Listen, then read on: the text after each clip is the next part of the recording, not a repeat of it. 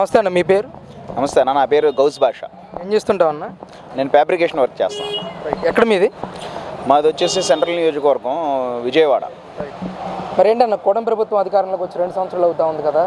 జగన్మోహన్ రెడ్డి గారి గత పాలనకి చంద్రబాబు చేస్తున్నటువంటి ఈ 2 సంవత్సరాల పాలనకి ఏం డిఫరెన్స్ గమనించారు మీరు అసలు? గతంలో జగన్మోహన్ రెడ్డి గారు 5 ఏళ్ల పరిపాలన చేశారు. ఇప్పుడు ఈ కూటమి ప్రభుత్వం వచ్చి 2 ఏళ్ళు అయింది. గత 5 ఏళ్లలో ఫస్ట్ 2 సంవత్సరాలు వాళ్ళు ఏం చేశారు, ఈ 2 సంవత్సరాల కూటమి ఏం చేసింది అనేది మాట్లాడదాం. తర్వాత 5 సంవత్సరాలు వాళ్ళు ఏం చేశారు, ఈ 2 సంవత్సరాలు వీళ్ళు ఏం చేశారు, అసలు ఏం తేడా మార్పు ఏంటి అనేది మనం స్పష్టంగా మాట్లాడదాం.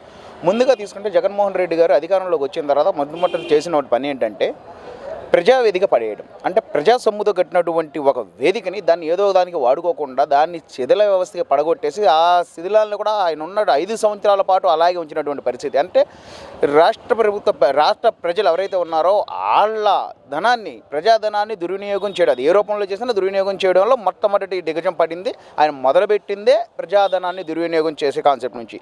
సర్లే ఏదో చేసే దాంట్లో మార్పులు ఏమైనా ఉన్నాయేమో అనుకుని అక్కడ లైట్ తీసుకున్నాం. రెండోది తీసుకుంటే ఆయన చేసిన ఇంకో తప్పిదం, ఈ అన్నా క్యాంటీన్లు ఏ అయితే ఉన్నాయో వాటికి ప్రజా సొమ్ముతో, ప్రజాధనంతో దుర్వినియోగం చేయడం, ప్రజాధనాన్ని దుర్వినియోగం చేసి పెయింట్లు మార్చడం. మళ్ళీ కోవాట్లో పార్టీ రంగులు అవి ఉండకూడదని చేవాట్లు పెడితే వాటితో పాటు అనేక ప్రభుత్వ సంస్థలకు కూడా వేసినటువంటి రంగుల్ని మళ్ళీ ప్రజాధనంతోనే, ప్రజా సొమ్ముతోనే ఖర్చు పెట్టి మళ్ళీ ఆ రంగులు మార్చడం. అంటే ప్రజాధనాన్ని ముందుగా వేస్ట్ చేసేటటువంటి ఒక ఇది అయ్యింది. కూటమి ప్రభుత్వం వచ్చిన తర్వాత, అంటే ఈ ప్రజాధనాన్ని అలా ఇచ్చేసి ఇది ఉంటే, కూటమి ప్రభుత్వం వచ్చిన తర్వాత చేసిన పని ఏంటంటే మన రాష్ట్ర అభివృద్ధి కోసం ముందు ఇండస్ట్రీస్ తీసుకురావాలి, ఇండస్ట్రీస్ని డెవలప్ చేయాలి అని చెప్పి అనేక సంస్థలతో మాట్లాడి, అనేక సంస్థలకి వెళ్ళి వాళ్ళని కలిసి విదేశాల్లో వెళ్ళి వాళ్ళని కలిసి చేసి తీసుకొచ్చే ప్రయత్నాలు చేయడం, అందులో కొంతమేరకు తీసుకురావడం. ఇప్పుడు రాయల్ ఎన్ఫీల్డ్ కానీ, తర్వాత వచ్చేసి మన గూగుల్ కానీ, ఇట్లాంటి కొన్ని తీసుకొచ్చిన పరిస్థితి చూస్తున్నాం. అంటే రాష్ట్ర అభివృద్ధికి ఉపయోగపడే పనులు చేసాం. ఇక్కడ వ్యత్యాసం చూస్తే రాష్ట్ర అటువంటి బడ్జెట్ని నాశనం చేసేవాళ్ళు ఎవరు, పెంచేవాళ్ళు ఎవరు అనేది ఒకటి కనపడింది.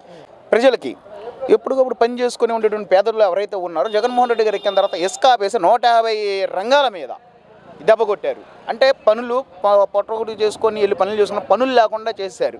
ఆ 2 సంవత్సరాలు, మొదటి 2 సంవత్సరాలు చూస్తే ఆయన ఎక్కిన తర్వాత. మరి కూటమి ప్రభుత్వం తీసుకుంటే ఈయన వచ్చిన తర్వాత P4 పథకం అని పెట్టి పనులు లేని వాళ్ళకి కూడా, ఎటువంటి ఆధారం లేని వాళ్ళకి కూడా పెట్టుబడులు ఇప్పించి చేపించి పేద పథకం ద్వారా రోడ్డున పడిన కుటుంబాలను కూడా నిలబెట్టే ప్రయత్నం చేస్తున్నటువంటి పరిస్థితి ఇక్కడ కనబడుతుంది. ఈ 2 సంవత్సరాలు ఏదో స్పష్టంగా కనిపెట్టాం. ఈ 2 అంశాలు ఇలా క్లారిటీ వచ్చింది. 3వ అంశం వచ్చే బయటికి, ఇప్పుడు గతంలో జగన్మోహన్ రెడ్డి గారు ఉన్నప్పుడు ఈ అమ్మఒడి అని చెప్పేసి ఇంట్లో ఎంతమంది పిల్లలు ఉన్నా సరే ఇంటికి ఒక పిల్లోడికి 13,000 రూపాయలకి పరిమితం చేశారు. అంటే రాష్ట్రంలో ఎన్ని వేల మంది, లక్షల మంది పిల్లలు ఉన్నా సరే ఇంటికి ఒకళ్ళు, అంటే ఉన్న పౌరుల్లో కొంతమంది పౌరులు మాత్రమే చదువుకొని ప్రయోజకాలు అవ్వాలి అన్నటువంటి నినాదంతో ముందుకెళ్ళినటువంటి పరిస్థితి జగన్మోహన్ రెడ్డి గారిది క్లియర్ కట్గా కనపడింది. ఇప్పుడు కూటమి ప్రభుత్వం వచ్చిన తర్వాత అదే పరిస్థితిని చూస్తే తల్లికి వందనం అని చెప్పి ఎంతమంది పిల్లలు ఉంటే అంతమంది, అంటే రాష్ట్రంలో ఎంతమంది పిల్లలు ఉన్నారో, కాబోయే పౌరులు ఎంతమంది అయితే ఉన్నారో అంతమంది చదువుకొని అంతమంది కూడా రాష్ట్ర అభివృద్ధిలో భాగం అవ్వాలి అన్న ఆలోచనతో ముందుకెళ్తున్నటువంటి పరిస్థితి కూటమి ప్రభుత్వంలో మనం చూస్తున్నాం. పింఛన్ వ్యవహారానికి నేను గెలిస్తే 3,000 రూపాయలు పింఛన్ చేస్తానని చెప్పినటువంటి జగన్మోహన్ రెడ్డి గారిది సంక్షేమ పథకం తీసుకుంటే సంవత్సరానికి 250 రూపాయలు చొప్పున ఆయన 4 సంవత్సరాల పాటు 250 రూపాయలు, 250 అని పెంచుకుంటూ వెళ్ళారు. అది వికలాంగుల కన్నా అదే 3,000, చివరికి వచ్చేపాటికి ఎవరికన్నా అదే 3,000. కానీ కూటమి ప్రభుత్వం వచ్చిన తర్వాత జూన్ 4వ తారీఖు పార్టీ గెలిస్తే జూన్ నెలది, జూలై నెలది కలిపి 1,000 రూపాయలు పెంచి 4,000, 8,000 రూపాయలు ఒక్కసారి ఇచ్చి ప్రతి నెల కూడా 1,000 రూపాయలు పెంచేస్తున్నటువంటి పరిస్థితి అక్కడ చూసాం. తర్వాత వికలాంగులకు వచ్చేపాటికి ఈ 6,000 రూపాయలు పింఛన్ ఇస్తున్నారు. మంచం మీద పడిపోయి ఉన్న వాళ్ళకి 15,000 రూపాయలు ఇస్తున్నారు. డయాసిస్ పేషెంట్లకు వచ్చేపాటికి 10,000 రూపాయలు పింఛన్ ఇస్తున్నారు. అంటే పింఛన్ల విషయంలో కూడా మార్పు అనే గత ప్రభుత్వం ఈ ప్రభుత్వానికి క్లియర్ కట్ కనబడుతుంది మనకి. గతంలో చూసుకుంటేనేమో ఒక అసెంబ్లీలో మాట్లాడుతూ మనకి ఏమేమి ఇండస్ట్రీ రావాలని చెప్పి జగన్మోహన్ రెడ్డి గారి ఐటీ మినిస్టర్ ఎవరైతే ఉన్నారో ఆయన తీసుకొచ్చిన గౌట్ కంపెనీలు ఏంటయ్యా అంటే మన కోడిగుడ్డు కంపెనీలు అని చెప్పి, లేదంటేనేమో బిర్యానీ పాయింట్లు అని చెప్పి, లేదంటే పికిల్స్ కంపెనీస్ అని చెప్పేసి అద్భుతమైనటువంటి కంపెనీలు తీసుకొచ్చే ప్రయత్నం వాళ్ళు చేశారు. కాకపోతే ఈ తెలుగుదేశం ప్రభుత్వం వచ్చిన తర్వాత, కూటమి ప్రభుత్వం వచ్చిన తర్వాత కూటమి ప్రభుత్వం తీసుకొస్తుంది అన్నట్టు గూగుల్, రాయల్ ఎన్ఫీల్డ్ ఇట్లాగా ఒక కొన్ని వేల మందికి, లక్షల మందికి ఉద్యోగాలు వచ్చేటటువంటి కంపెనీలు తీసుకొస్తున్నారు. అలాగే గత ప్రభుత్వంలో మేము జాబ్ క్యాలెండర్ వదులుతాము అని చెప్పి 5 సంవత్సరాల పాలనలో కూడా ఒక్క ఒక్క పథకాన్ని కూడా వదలనటువంటి పరిస్థితి మనం గతంలో చూసాం. ఇప్పుడు వస్తే ఈ ప్రభుత్వం వచ్చిన 2 సంవత్సరాల్లోనే 5,000 మంది 6,000 మంది కానిస్టేబుల్కి జాబులు ఇచ్చారు. మళ్ళీ ఇంకో 10,000 మందికి ఇవ్వడానికి సిద్ధమవుతున్నారు.